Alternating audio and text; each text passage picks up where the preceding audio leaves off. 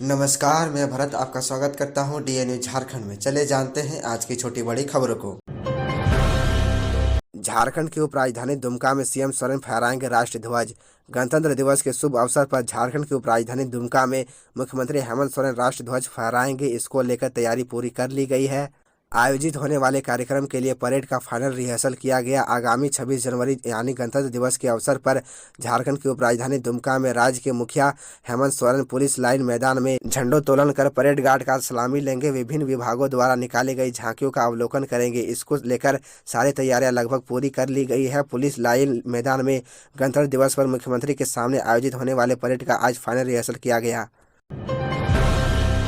स्वास्थ्य बीमा योजना से जुड़ने के लिए पत्रकार अब 5 फरवरी तक कर सकते हैं आवेदन। झारखंड राज्य पत्रकार स्वास्थ्य बीमा योजना का लाभ लेने के लिए आवेदन का फिर से मौका मिला है। झारखंड राज्य में अपनी सेवा देने वाले मीडिया प्रतिनिधियों पत्रकारों को ग्रुप चिकित्सा एवं व्यक्तिगत दुर्घटना बीमा योजना का लाभ उपलब्ध कराने के लिए झारखंड राज्य पत्रकार स्वास्थ्य बीमा योजना का संचालन राज्य सरकार द्वारा किया जा रहा है। पहले इस योजना से जुड़ने के लिए 25 जनवरी 2023 तक आवेदन समर्पित करने की तिथि निर्धारित की गई थी, मगर अब इसे बढ़ा दिया गया है। अब इस योजना से जुड़ने के लिए पत्रकार 5 फरवरी 2023 तक आवेदन कर सकेंगे। जो पत्रकार इस योजना का लाभ उठाना चाहते हैं वे विभागीय वेबसाइट पर क्लिक कर 5 फरवरी 2023 तक आवेदन समर्पित कर सकते हैं।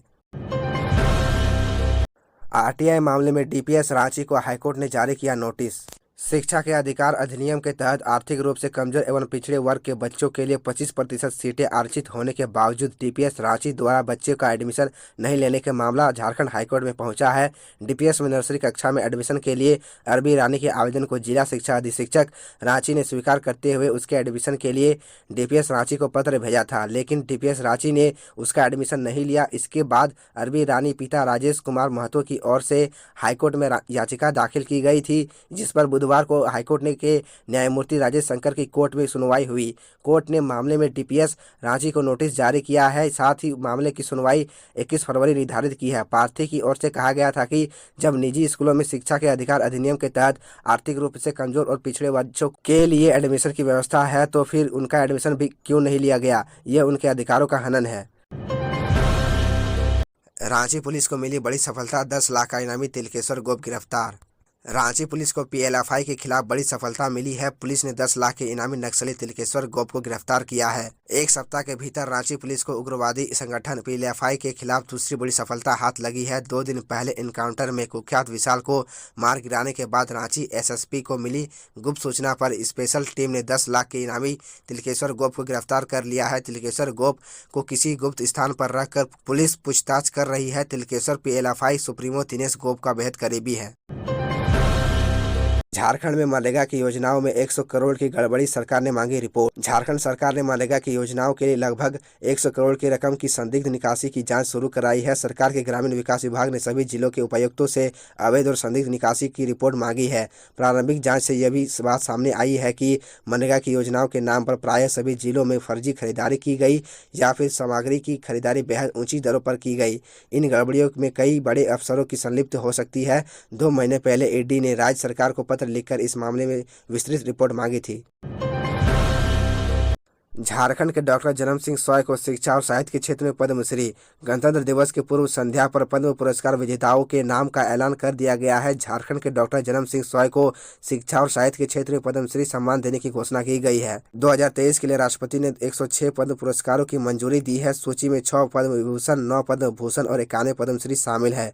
19 पुरस्कार विजेता महिलाएं हैं। समाजवादी पार्टी के संरक्षक और यूपी के पूर्व सीएम दिवंगत मुलायम सिंह यादव को पद्म विभूषण से नवाजा गया। बालकृष्ण दोषी और पश्चिमी बंगाल के डॉक्टर दिलीप को भी पद्म विभूषण से नवाजा गया। डॉक्टर दिलीप को ओआरएस की खोज के लिए यह सम्मान दिया गया है। इनके अलावा संगीतकार जाकिर हुसैन, एसएम कृष्णा, श्रीनिवास वर्धान को भी पद्म विभूषण से नवाजा गया।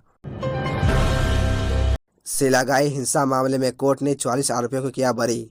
सिलागाई हिंसा मामले में रांची सिविल कोर्ट में 25 जनवरी बुधवार को सुनवाई हुई। इस मामले में अदालत ने फैसला सुनाते हुए 44 आरोपियों को बरी कर दिया। बता दें कि इस मामले में की सुनवाई रांची सिविल कोर्ट के एजीसी 3 के कोर्ट में हुई, जिसके बाद अदालत ने फैसला सुरक्षित कर रख लिया था। वहीं अदालत ने बुधवार को इस मामले में फैसला सुनाते हुए सभी आरोपियों को बरी कर दिया है। इस दौरान बचाव पक्ष की ओर से अधिवक्ता प्रीत्यांशु कुमार सिंह ने केस से संबंधित जानकारी दी। जिसमें उन्होंने बताया कि यह मामला चान्हो थाना क्षेत्र से जुड़ा हुआ है, जिसमें 44 आरोपी थे। जानकारी के अनुसार जुलाई 2014 में रांची जिला के मांडर क्षेत्र के सिलागाई गांव में एक जमीन पर धार्मिक कार्यक्रम के बाद दो गुटों में मामूली विवाद से हिंसक झड़प में हो गई थी। इस दौरान 13 पुलिसकर्मी और 33 लोग घायल हो गए थे। पति या देवर किसे दे मौका, रामगढ़ उपचुनाव में क्या है कांग्रेस का धर्म संकट। झारखंड का रामगढ़ विधानसभा उपचुनाव दिनों दिन दिलचस्प होता जा रहा है। उम्मीदवारी को लेकर यहां एक अनार 100 बीमार वाली स्थितियां पैदा हो रही है। सबसे बड़ा धर्म संकट यहां यूपीए महागठबंधन के लिए हो रहा है। यहां यह तो स्पष्ट है कि प्रत्याशी कांग्रेस का होगा, लेकिन प्रत्याशी कौन होगा, इसे लेकर घमासान शुरू हो गया है। यह तो जानते ही होंगे कि गोली गोला कांड में 5 साल की सजा सुनाई जाने के बाद ममता देवी की विधायिका गई, इसलिए तो उपचुनाव हो रहा है। दिलचस्प यह है कि यहाँ कांग्रेस पार्टी के से टिकट पाने के लिए ममता देवी के पति और देवर में ही प्रतिद्वंदित शुरू हो गई है। ममता देवी के पति बजरंग महतो और देवर अमित महतो ने यहाँ टिकट के लिए दावेदारी पेश की। 1932 और ओबीसी आरक्षण के मुद्दे पर बाबूलाल मरांडी ने हेमंत सरकार को घेरा, बोले उनकी मंशा ठीक नहीं। देवघर स्थित मेहर गार्डन में आयोजित 2 दिवसीय भाजपा प्रदेश कार्य समिति की बैठक के समापन सत्र में भाजपा विधायक दल के नेता सह पूर्व मुख्यमंत्री बाबूलाल मरांडी ने कहा कि 1932 और ओबीसी का आरक्षण को लेकर हेमंत सरकार की मंशा साफ नहीं है। इसे लागू करना राज्य सरकार के अधिकार क्षेत्र में था, लेकिन राज्य सरकार ने अपनी अक्रमणीयता के कारण इसे केंद्र सरकार के पाले में डाल दिया। उन्होंने कहा कि भाजपा के शासनकाल के दौरान सर्वदलीय बैठक में अंतिम सर्वे राइट्स में दर्ज खतियानी लोगों को स्थानीय मानने की कोशिश की गई थी, लेकिन हाईकोर्ट ने इसे खारिज कर दिया था। वर्तमान राज्य सरकार भी सर्वदलीय बैठक बुलाकर इस पर निर्णय ले सकती थी और उस समय के कानून में कोई क्या कमी थी उसे दूर करती तो शायद हाईकोर्ट में चुनौती नहीं दी जा सकती थी। बताते चले कि श्री बाबूलाल मरांडी ने कहा कि राज्य में विकास के काम ठप है। स्कूल एवं कॉलेज में शिक्षकों की कमी है, अस्पतालों में डॉक्टरों की, दवा की, एम्बुलेंस की कमी है, सड़कें बदहाल हैं, राज्य में पीने के लिए पानी नहीं है, गांव में बिजली नहीं मिल रही है, लेकिन सरकार को इससे कुछ लेना देना नहीं है। रांची में 26 जनवरी पर प्री पेड मोड में काम करने लगेंगे स्मार्ट मीटर। राजधानी में 26 जनवरी से स्मार्ट मीटर प्रीपेड मोड में काम करना शुरू कर देंगे। पहले चरण में पायलट प्रोजेक्ट के तहत लगाए गए 1000 मीटरों से जुड़े उपभोक्ताओं को भी यह सुविधा मिलेगी। बाद में धीरे धीरे अन्य बिजली उपभोक्ता इससे जुड़ते चले जाएंगे। जेबीवीएनएल आईटी सेल में मीटर का डेटा सैंपल सर्वे रिपोर्ट सही पाए जाने के बाद से ही इस दिशा में प्रयास चल रहे थे। रांची के अशोकनगर, डोरंडा, कोकर आदि क्षेत्रों में कुल 1227 स्मार्ट मीटरों को पायलट प्रोजेक्ट के तहत लगाए गए थे। ऐसे में यह सभी उपभोक्ता अब रिचार्ज के बाद ही बिजली का उपभोग कर सकेंगे। गौरतलब हो कि शहर के अंदर कुल 3.5 लाख स्मार्ट मीटर लगाए जाने हैं।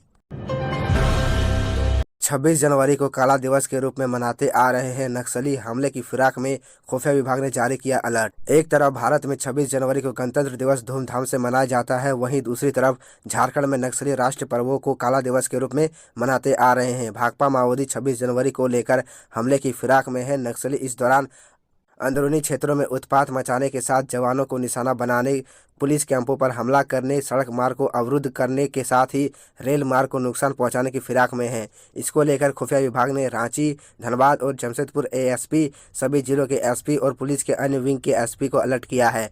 खुफिया विभाग ने कहा है कि नक्सली अपने प्रभाव वाले इलाके में पुलिस की टीम पर हमला कर सकते हैं। नक्सली इस दौरान पुलिस पिकेट कैंप, पोस्ट या पेट्रोलिंग पार्टी के अलावा स्क्वाड वाहन को निशाना बना सकते हैं। इसके अलावा रेलवे या सरकारी संपत्ति को नुकसान पहुंचाया जा सकता है। अलर्ट के मुताबिक झारखंड के नक्सल प्रभावित इलाकों में कहीं भी बड़ी कार्रवाई हो सकती है। तो यह थी झारखंड की टॉप बड़ी खबरें, और इसी तरह झारखंड की छोटी सी बड़ी खबरों को देखने के लिए आप हमारे चैनल DN न्यूज झारखंड को सब्सक्राइब कर ले और बेल आइकन को प्रेस कर ले, जिससे आपको झारखंड की हर छोटी बड़ी खबरों की अपडेट आप तक पहुँचता रहे। तो आज के लिए इतना ही, हमें दीजिए इजाज़त, फिर मिलते हैं आपसे अगले वीडियो में।